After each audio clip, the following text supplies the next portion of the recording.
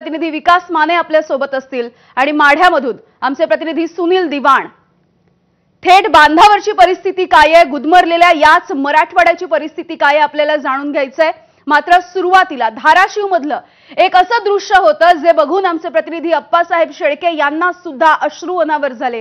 हे दुर्दैवी चित्र नेमकं काय होतं आणि त्या घरातल्या माऊलींचा टाहो नेमका कसा होता आपल्याला बघायचं आहे या रिपोर्टमधून।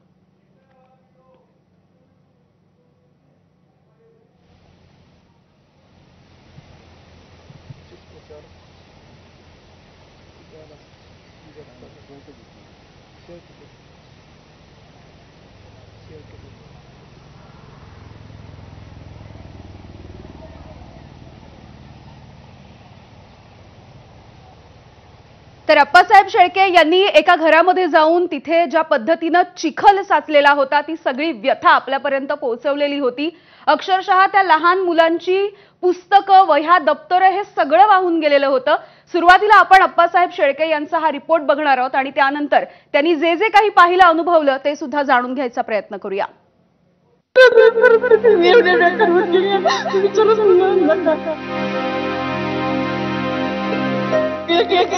कष्टाच्या पैशाने संसार केलेला एवढा मातीवर झाला नाही विचारूच नका। मला सांगतो दप्तर सगळं लेकरांच्या सकाळी लेकरांनी मला वाटलं विचारलं मग मी माझं दप्तर सगळं वाहून गेलं का ग, त्याला मी इकडे दाखवायला सुद्धा आणलं नाही। सकाळी उठल्यावर जर लेकरं विचारत असतील की आमचं दप्तर कुठे आहे आणि पुराच्या पाण्यामध्ये ते वाहून जात असेल तर ही परिस्थिती खरंच। हा जवळपास बघितलं तर हा चिखल आहे। हा चिखल या घरामध्ये जे पाणी आहे ते अक्षरशः पाणी या घरामध्ये खेळून गेलेलं आहे। भूममध्ये रात्री झालेल्या पावसामध्ये अनेक घरामध्ये पाणी शिरलेलं आहे। भूममधल्याच गटकळ कुटुंबाच्या घरात आपण आलेलो आहोत। खरं तर आतमध्ये वीज नाही, उजेड नीट दिसणार नाही, मात्र इथली परिस्थिती मनाला कापर पडणारी आहे। आपण पाहू शकतो की कसा अक्षरशः घरामध्ये चिखलाचा खच झालेला आहे। हे जे नदीचं पाणी आहे घराभरामध्ये खेळून गेलेलं होतं आणि अख्खा संसार यांचा या पाण्यामध्ये भिजलेला आहे, वाहून गेलेला आहे। अक्षरशः भांडीकुंडे आहे हे सुद्धा पाण्यासोबत वाहून गेलेले आहेत।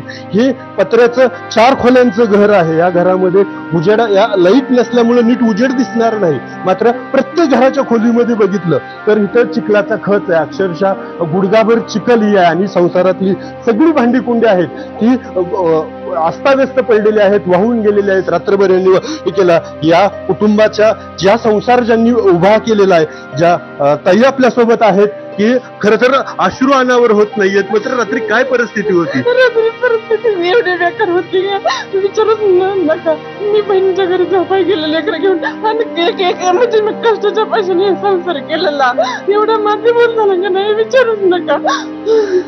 खर तर हे संकट खूप मोठं आहे, तुमचं अश्रू साहजिक आम्ही समजू शकतो, मात्र यातून आपल्याला उभं राहायचं आहे। काय नुकसान झालं, काय रात्रीची परिस्थिती कशी होती, लेकरांना कसं तुम्ही हे केलं?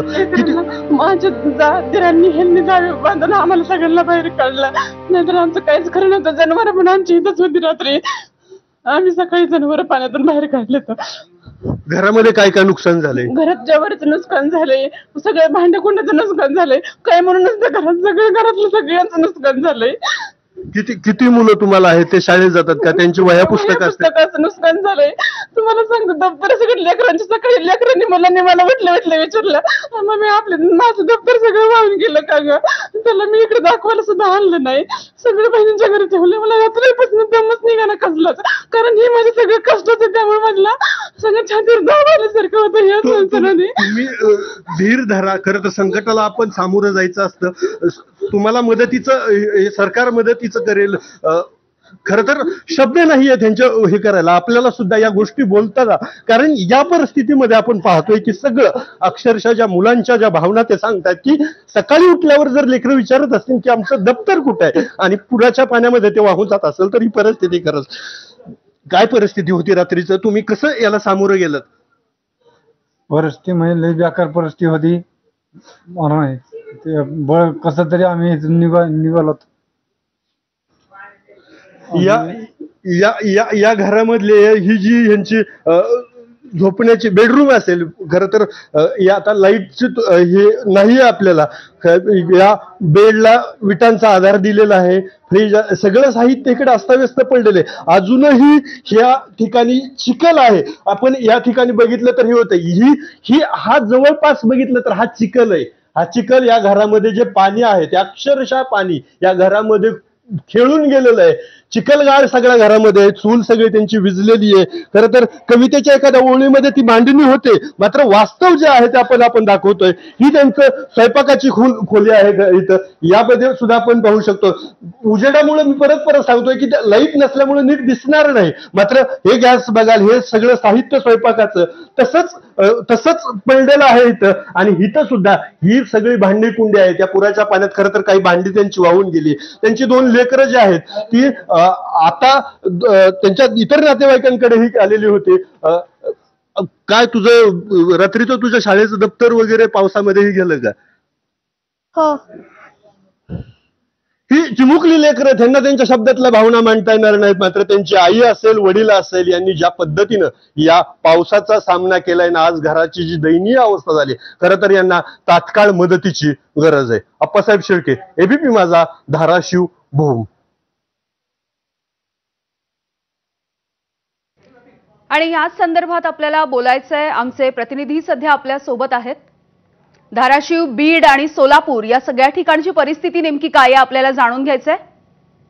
धाराशिवमधून आपल्या सोबत आहेत आमचे प्रतिनिधी अप्पासाहेब शेळके, ज्यांचा रिपोर्ट आता आपण बघत होतो. बीडमधून आपल्या सोबत आमचे प्रतिनिधी विकास माने आहेत आणि सोलापूरमधून आमचे प्रतिनिधी आफताब शेख आपल्या सोबत आहेत. आपण सुरुवातीला धाराशिवमध्ये जाऊयात. आपल्यासोबत अप्पासाहेब आहे. अप्पासाहेब, खरं तर आपण गेल्या आठवड्यापासून बघतोय की भयंकर अशा परिस्थितीचा पाऊस मराठवाड्यामध्ये सुरू आहे. तुम्ही जी परिस्थिती अनुभवली, जसं तुम्ही म्हणालात की कवितेच्या ओळी लिहिणं फार सोपं असू शकतं, पण ती परिस्थिती, तो चिखलगाळ आणि त्याच्यामधलं जगणं अत्यंत भयंकर इतकं होतं आणि सगळं काही उद्ध्वस्त झालंय असं सांगणारं होतं.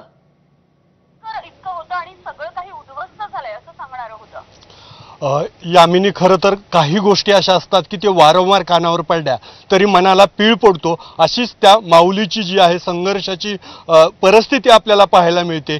4 खोल्यांचं घर आहे, खरं तर ते पत्र्याचं शेडनं घर बांधलेलं आहे, आधार दिलेला आहे आणि अख्खं कुटुंब त्यामध्ये आहे. आपण कल्पना करू शकत नाही की रात्री पाणी येतं, अख्खं घर पाण्याखाली जातं आणि संसारात काय एक नाही, सुईपासनं संसार उभा केलेला संसार आणि आपल्या लेकराचं भवितव्य सगळं काही त्या घरात असताना ते घर अक्षरशः पाण्यामध्ये वाहून जातं. भांडीकुंडी नदीच्या काठावर पाहायला मिळतात आणि घरामध्ये चिखलाचा खच होता, त्यामुळे त्यांचा जो हुंदका त्यांना आवरला नाही, त्यामुळे आपणही त्यात रोखू शकलो नाही. खरं तर तिथली परिस्थिती होती. गेल्या 8 दिवसापासून धाराशिवमध्ये पावसाचा हाहाकार पाहायला मिळतोय. घरात असेल, शेतात असेल, वावरात असेल, सगळीकडे असेल हीच परिस्थिती पाहायला मिळते.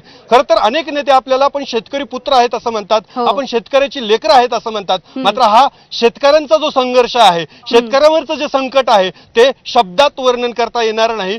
खरं तर खरीपाची पेरणी ही सगळ्यात मोठी पेरणी असते आणि समोर दिवाळीचा सण आहे की त्या सणाला या पेरणीतून मोठा आधार असतो.